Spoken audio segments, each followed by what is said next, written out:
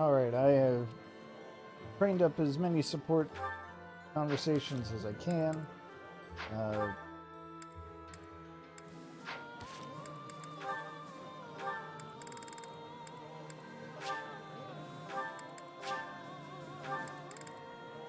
Alright, we'll get this out of the way. I know we've seen Professor, Seteth before. a moment. That's not going to be different. Animan, I'm pretty sure we've seen. How are you doing, Professor? Right. Can't stop talking about Crests. Gilbert's is new, so let's check that out. I am sorry to make you tag along with my shopping trip like this. You are very kind to offer your help, even though this is my duty. No, don't worry about it, dude.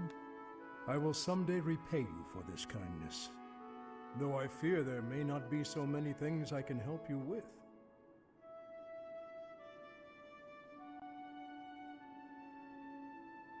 Well, could you help me with my combat? I would be glad to. However, I would likely learn more from you than you would from me. You made a living as a mercenary under Captain Gerald's guidance. As a comparatively new member of the Knights of Seros, I was not so familiar with his past exploits. Yet, clashing swords with him, even just a handful of times, was enough for his abilities to astound me. You, as one trained by him, must have those same great talents. I have devoted my life to the path of a knight, yet I find your mercenary experience lends your blade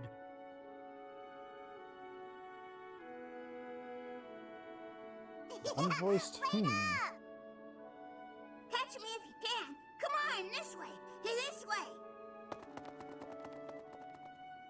Even in dark times such as these, children can find joy in life.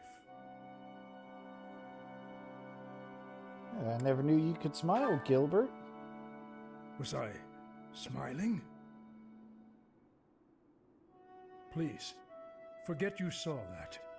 I do not have the right to such pleasures. Uh-oh. Alright, I'll bite. The right? What are you talking about, Gilbert? Indeed. For those we have lost will never be able to smile again.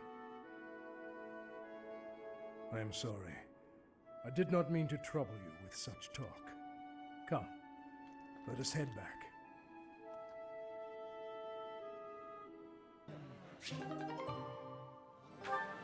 Alright, can I go around to find the others? Oh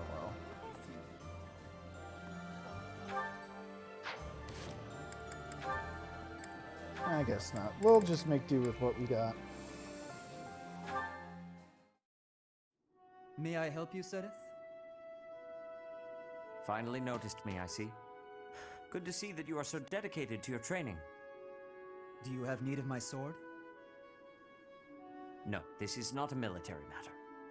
I would like to discuss the distance you seem to be keeping from the others. Distance? I don't follow. I have noticed that you like to keep others at arm's length, and in most cases, quite a bit further. Keeping a close eye on me. They don't share my values, that's all. Is that why you train alone? Because your friends do not share your values? You seem displeased. I suppose you're going to tell me, to defeat your enemies, you must have dependable allies. That's not exactly how I would phrase it, but having good relationships with your allies is essential in combat. I am sure you realize that it is easier to bond with people when you interact with them more. There are limits to what one person can do alone. Great things cannot be achieved without allies. You sound like my father. You're saying it's in my own interest to make friends? To put it simply, yes. As much as you possibly can. To be honest, I envy you, because I know what it is like to not have many people to call friends. I wouldn't have guessed that. There are so many devout believers. I am talking about friends. People to speak with on equal terms. You have many friends here. You should take care to attend to them. I'll consider your advice, but I'm not usually one to change my mind. To be young. Okay, so we get to see more of Seteth. Softer side. Ooh, Ashe and Ingrid. There you are, Ingrid. Whoa, hi Ashe. You seem excited. What's that you're holding? A book I found in town. I bought it for you. For me? Nerd. Ashe, this looks very costly. Antique books like this are never cheap. Wow. The cover is stunning, and the binding is still in fantastic condition. I drove a hard bargain. Still, I'll probably have to cut back on my spending for a while. Why did you go to so much trouble? It wasn't easy, but as soon as I came across this legend, I knew you had to read it too. Well then, I will read it. Oh, the knight on the cover looks striking. Fascinating, right? I was captivated from the moment I laid eyes on the cover. There's an aura of stoicism intermingled with beauty, even amid a gruesome battle. Wait, looking closer at the face, this knight is a woman. Gasp. Yes, and she was a real historical figure. She was born into a noble family and bore a crest, but she was accepted into the king's service as a knight. She fought in many battles at her king's side, serving him all her life as his right hand. Oh, sorry, I've said too much. I didn't mean to spoil the story for you. I'm just so excited. I hope you enjoy it too. Thank you for the encouragement, Ashe. Living as a knight is certainly not an easy task. I know it will mean much pain, strife, and heartache. But I still want to pursue that dream. Talking to you has reminded me. I'm not the type who gives up easily. That's the Ingrid I know. So to start, I'm going to read this book. Great! When you're finished and freshly inspired, we'll talk about becoming knights. Not the ones in stories either. The real thing! I look forward to it, Ashe.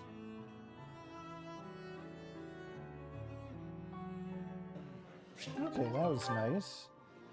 As I recall, the last conversation they had was Ingrid saying that you'll never be a knight like in the stories because the stories are just made up.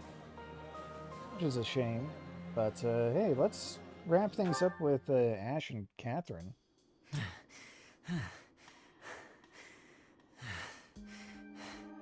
Wow, you've gotten much better. You're not doubting yourself anymore. It's like your state of mind is completely different. What changed? Can I tell you honestly? Please do. Maybe this is a chance to resolve our dispute and move on. As a knight, an ally, and even as a person, I know I can trust you. But somewhere in my heart, there's a part of me that can't forgive what you did. Of course. Your brother's blood is on my hands. It wouldn't be easy for anyone in your position to feel forgiving. If someone said it was easy, I would probably give him a smack in the face. You may never be able to forgive me, no matter how hard you try. I'm prepared to accept that. It's my duty. I admire your spirit, Catherine. Honestly, I do.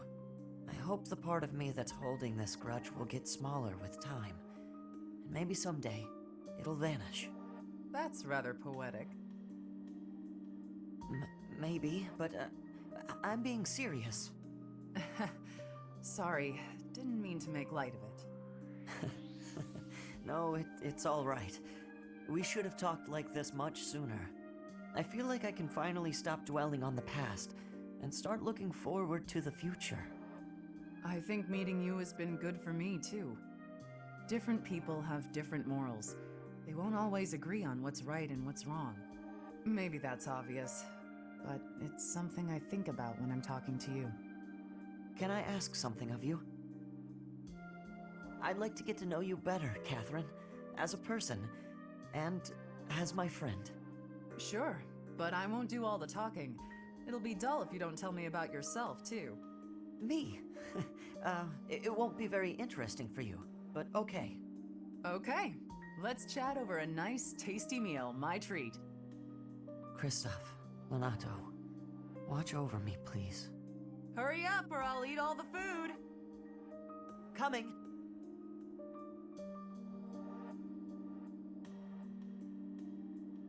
Alright. I suppose that makes sense as an end to their story. Oh, Sylvain and Manuela, I forgot about this. I must admit that Sylvain is quite handsome. And it doesn't hurt that he's heir to a noble family. I could get used to that kind of life. The age difference bothers me a bit, but I'm sure it would be fine after a few years. Wow, Manuela. At first, it was hard to imagine myself with him. But now that I've thought about it, maybe... Speak of the devil. I think that's him over there. What a jerk. He was playing around with me that whole time. You know, you're a good catch. It's a shame that you've had no luck with men. You need a guy like me, somebody who sees your beauty and appreciates how tender you are, emotionally, and how much love you have to give. What? No way. What are you saying? Can't even tell if you're being honest. Do I look dishonest? Are these the eyes of a guy who's just playing around? No, I suppose not. Would you like to go somewhere a little more quiet? As long as it's just the two of us, and the only subject is love, I'll follow you anywhere. Okay, that was just repulsive. He is insincerity personified. No way I'd ever fall for that. He is handsome and does come from good stock. But no, I can't imagine we'd have a bright future together. I suppose the goddess does not give with both hands, does she? Wait, could that mean because of my looks and my singing voice that I'll never find true love? Please, goddess, I'm begging you. Dun dun dun dun dun dun. Well, somehow that makes them better allies. Okay. Annette and Gilbert. Here we go. Father! Father! Why do you pretend not to recognize me? Annette, I've been looking everywhere for you. Please stop treating me like a stranger. I can't bear it. Father, wait! How long will you keep avoiding me like this? I have lost the right to face you or your mother. This has nothing to do with rights. We're family. I'm your daughter. Indeed, you are my daughter. Yet I am no father. I am only a fool who abandoned his family. You really think it was foolish to abandon us? I do. Then the least you can do is apologize. I'm fine, but Mother deserves as much. I finished my studies at the School of Sorcery and the Officers' Academy. I have a busy and satisfying life now. But Mother, she's waited for you to return all this time, living under my uncle's roof. I am sorry, Annette. I already told you, don't say that to me. Apologize to Mother. Let her see your face. That I cannot do. I know you do not understand, but it is the way of things. As for you, Annette, say the word, and I will disappear from your life forever. For now, though, I must return to my duties. Father, how could you be so cruel?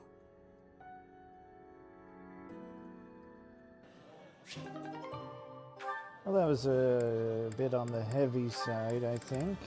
Oh, Ingrid and Seteth got to a new point. Ingrid, are you familiar with the story of the King of Liberation and the 10 elites of Fodlan? Of course. They were the heroes who struck down evil with the power of the sacred weapons, protecting our land and people. Their strength was passed down through the ages, manifesting itself in the crests some of us are born with. Yes, the 10 elites certainly possessed great power. But does that make them worthy of worship? I imagine you ask because they later fought amongst themselves, turning on one another, ravaging the land. Precisely. Initially, Nemesis and the 10 elites worked together to bring peace to Fodlan. But soon their ambitions got the best of them, and they clashed, using their sacred weapons on anyone they chose, strong and weak alike. What I mean to say is, possessing strength alone does not make one worthy of respect. Rather, one should be judged by how they choose to use that strength. Yes, I agree. If you follow that logic, then you will see it also applies to those who are born with crests. Now think of how your father wishes to wed you to another family's fortune on the basis of your crest. Yes? What of it? These are purely inherited qualities. Is it not foolish to judge a person's value by some inherited fortune? That is all a crest is, really. That's what I think too. Having a crest or not has no bearing on your worth as a person. I understand that Count Galatea believes he has the right to manage your affairs.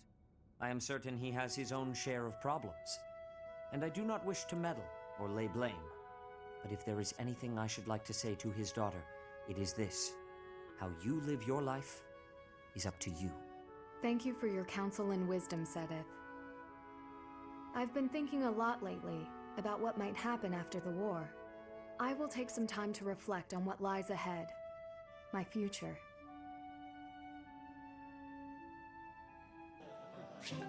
That's right. As I recall, their first conversation was Ingrid putting up with all these marriage proposals sent by her father, and Seteth being like, wow, that sucks. Sometimes having a crest is just awful, isn't it? Let's see, we're just gonna skip this because this is Seteth and Flame talking about Flame talking to boys. Hey Shamir, how do you think I'm doing with my bow lately? Think I'm getting pretty I believe good? we've seen this one too. Where she talks about curved shots versus straight shots. Looks like that's about it, because I can't figure out how to get the other two to appear, and I just figured it out. I'll just activate them real quick, and we're gonna skip them though, because... Actually,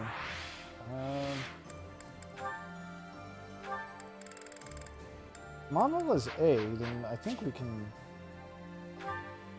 watch that, but Hello, Professor. we're gonna skip with Alois because we've already seen it before. I believe that was the conversation where he talks about how one day Geralt was drunk and let slip how old he actually is. So many owl feathers. Professor? Let's go, Manuela. So I said, two can play at that game. I told him, a small-time little weasel like you ought to be begging me for attention. Oh, it gets me so mad, so worked up. Why aren't there any men around here who understand what a catch I am? Come to think of it, you've always been nice to me. If only you were a man. I mean, you listen to all my problems. I feel like I can really trust you.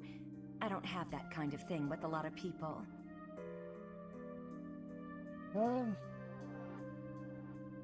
Or Manuela. I believe the term I'm looking for here is painfully straight. Your close friend. I know. It's a real tragedy. I suppose this is what the goddess has ordained, so I'll accept it. All right, enough of this moping around. What we need is a change of mood. We've still got a lot to do together. When I think about that, what are one or two men?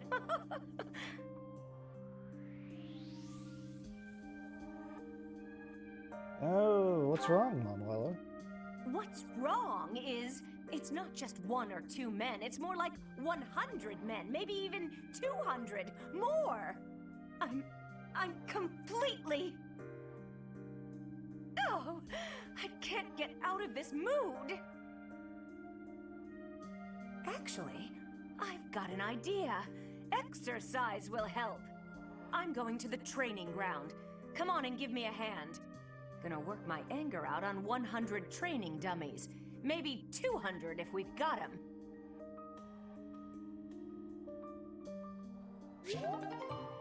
All right, I'm glad we got to go out on that note for this update of support conversations.